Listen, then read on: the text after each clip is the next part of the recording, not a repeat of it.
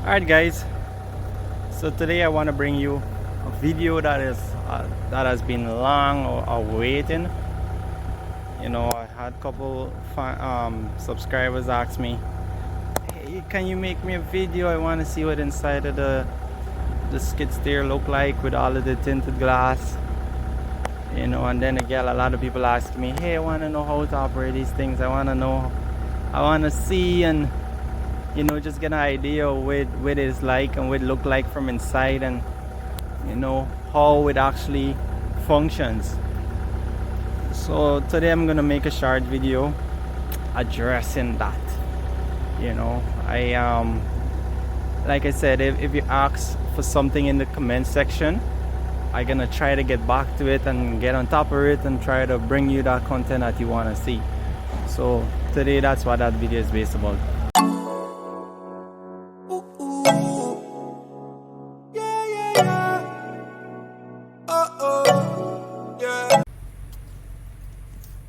Alright guys, so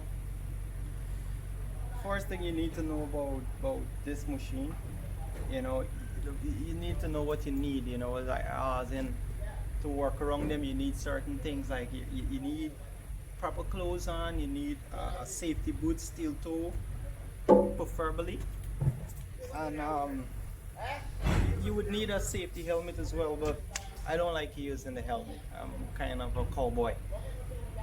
So before I show you inside, you should know how to enter the machine.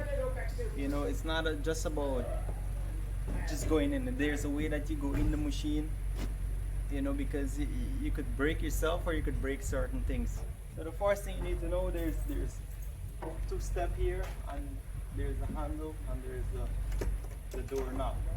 Alright, this is how you open it. So the safest way to get in, you step there, hold there, you step up, open. When you get up here, you turn, and then you get in. See that's a whole process. Yeah, and actually you would have to do the same thing in reverse to come out back. You step up, you hold it. It's a 3-point entry, we call it in the operating world. So with that being said, let's get inside the machine. Alright guys, so I'm inside of the machine now, and this is what it looks like from inside. This is the space I have. It's not much. It's pretty cluster, but it's comfortable. So for the subscriber that asked how it looks with the 5% tint, this is how it looks. It looks amazing, and this is just not for looks. It actually serves a purpose, because here in the island where I live and work, it's very hot. Plenty sun, like you see today. It's a very sunny day. The sky is really clear, and it's really hot. And in order for the AC to function in these machines, you would definitely need tints, because without tints, it's pretty difficult. And especially when the sun in the morning time, sometimes you're working, the sun might be beaming directly at you. You don't get to see it all, and that's pretty dangerous. So all right, so I'm gonna run down certain things inside of this machine that could make you a bit familiar with it. So the first thing you must know, you're in. We have the keys, and each machine, each brand, it might be different. But for Caterpillar, most times you find the Caterpillar key over here. I think on the older series, it would be on this side. But for the C series, you got a key here.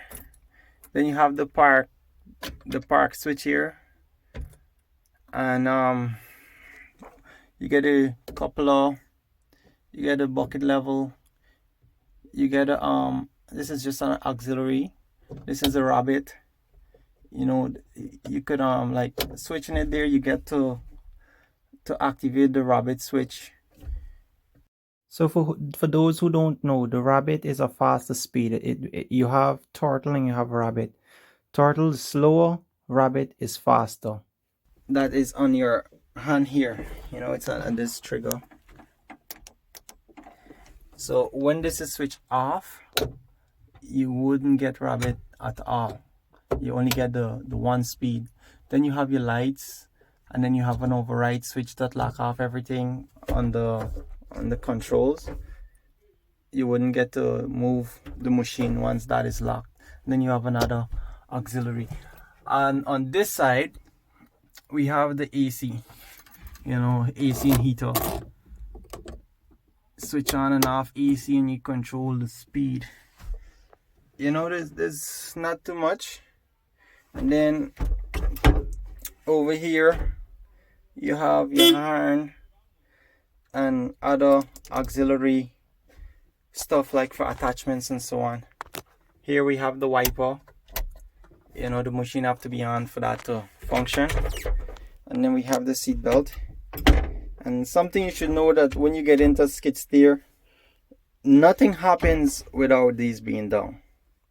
You know, it functions as an armrest and a safety. Because if you notice in here, it has like a switch in here.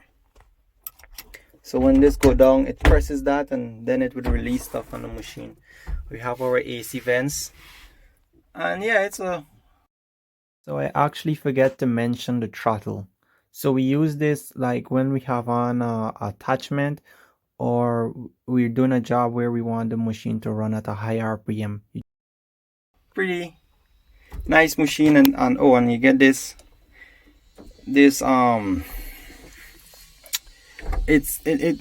it controls the, I forget what's the name for this, but anyway, this rotate. You see you could push it forward and you could pull it back. And what this does, if you have on a jackhammer or, you know, gravel bucket or something, this controls the auxiliary outside for that.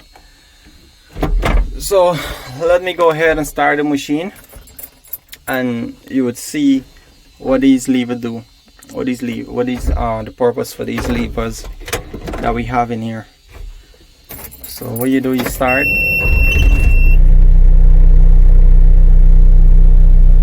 Oh, and this is your fuel gauge. You know, this tells you how much fuel you have inside of the machine. So first you get in the machine, you start it, you put on your armrest and your safety belt, and it also has a seat belt, but only if I'm working on like a heavy slope, deep slopes, really slope area, I would use my seat belt. So the next thing you know to note is that if the door is not closed properly, nothing wouldn't happen. You wouldn't get to lift or raise the bucket, because there's another safety switch inside of the door, like right behind here. Like when you close the door, it would turn it off. For me to demonstrate, like let's say I take off the safety there, right? You see the lights off, it come on back, safety is off. So you could actually move the machine now. So what I was saying, if the door is open, you see to have that switch would come on, that light would come on there, showing that the door is not locked. And when that is not locked, you wouldn't get to move your bucket, or you wouldn't get to move the machine arm. So you would need to lock this first, and you see that come off. So now it would actually move.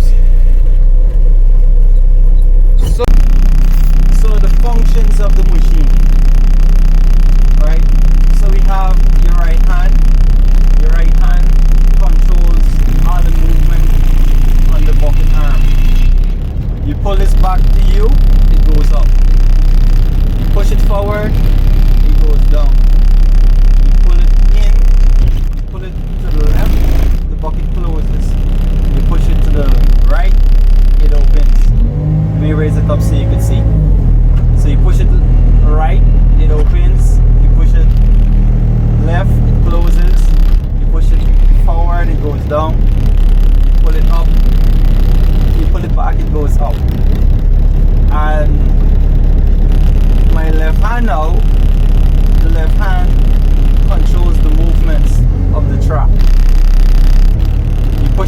forward, you drive forward. You pull it back. You go back. You push it right, it turns right. You push it left, it turns left.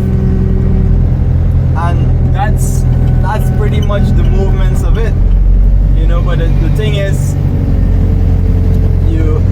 what makes you an operator is putting all of these movements in coordination. You know, driving and moving the bucket and having that flow, you know, having that flow to get everything flowing naturally and not being rough with it and roughing up the machine. You know, you gotta know to flow it and just go with the flow. But in terms of the basics for the machine, this is basically it. So I hope this video helped. I hope you learn and see what inside look like for that one subscriber who asked, so I want to see what it looks like with the tints.